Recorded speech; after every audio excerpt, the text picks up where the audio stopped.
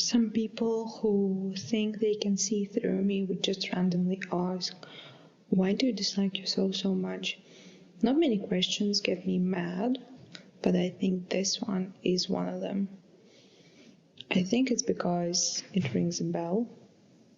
It triggers something deep inside me. I don't want to think about it too much, about whether I like myself or not. It upsets me. And that's an answer in itself.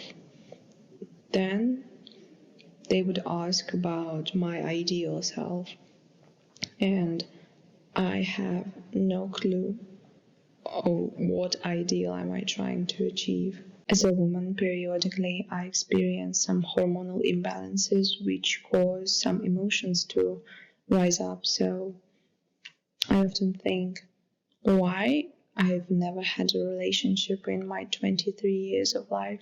The first question that appears in my head is, what's wrong with me? By the way, if you still haven't thought that you walked in on someone else's therapy session, you aren't really wrong.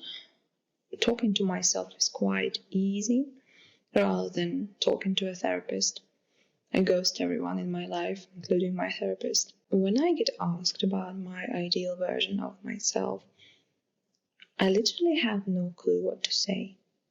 That's why I think my self-perception is fine. If I can't imagine myself getting any better, then I'm already good enough, no? But then I get in my usual delusion of imagining myself with a crush, and I start noticing that me in those imaginations, in those fantasies, my image is kind of blurry. I do not imagine myself with my crushes. I imagine some other girl a bit different than me, a bit better than me. And once it hit me that I can't imagine myself getting better for myself, but I can imagine myself getting better for others. I hate to think that I'm not confident in myself, but as soon as I start to think about myself from the perspective of others, I can pinpoint a couple of insecurities I have. Turns out I dislike myself so much, I wouldn't even better myself for myself. I need some external motivation to get better for others. And when I think about what makes me different from a girl I imagine in my place, I first of all notice that girl's appearance. I always dreamed of being a redhead, and this year I finally matched that with reality. I've dyed my hair, and right now I have no intentions of getting back to black. I want to experiment and find out my perfect red. Right now it's kind of dark auburney red. I have this weird insecurity about my buccal fat. Overall, my face is pretty slim and skinny. It's the buccal fat, right? It was so trendy to remove in mid-2023. These are really noticeable in photos when I look straight in the camera. Right now, even you can see them, like two shadows. And when I lay down, my face goes all weird because the fat moves very weirdly. I'm not sure how to make them look better, so I just try not to pay too much attention. I don't know, I just try not to think too much about my appearance. I think I'm quite lucky. I look acceptable. That's about it when it comes to my appearance. Most of my insecurities come in regards of my personality, which is actually terrible. When I imagine a better version of myself, I imagine someone more socially smooth, someone who doesn't stutter, who doesn't blank out when random people ask me questions or come up to talk to me. Someone who is witty, confident, independent, can stand for themselves in different social situations. I don't think people I idealize enjoy this version of myself. At the same time, I don't really want to improve. It's easier for me to find ways to love this flawed version of myself rather than to make effort to try to better myself, to self-improve. That's why I do not have a relationship yet, I think. I'm so overwhelmed by the choice of pastries in a cafe.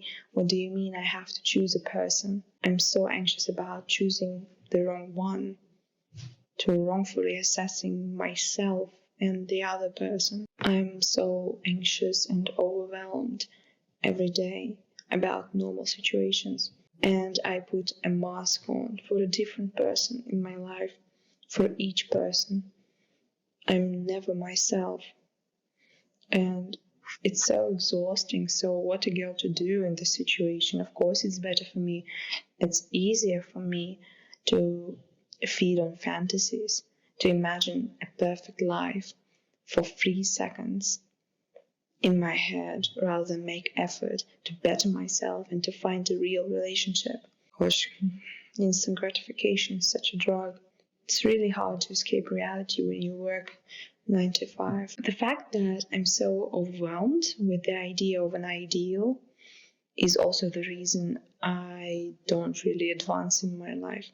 I've never got my dream education of studying in Europe or America to be a film director, because I'd rather die than make a portfolio for myself and compete for a spot. This whole application process.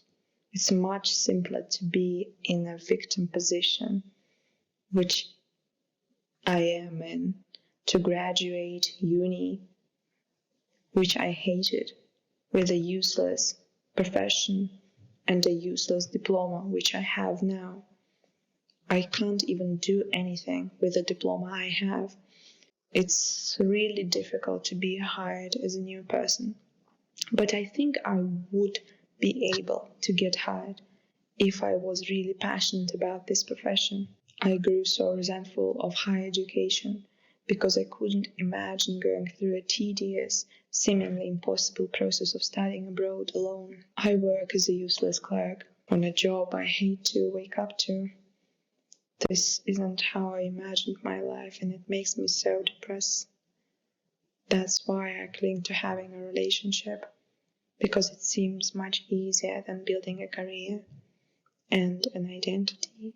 I think that I won't have a relationship until I have figured myself out. This all comes from me being my worst enemy. I'm so confused, yet I think that I have figured it all out.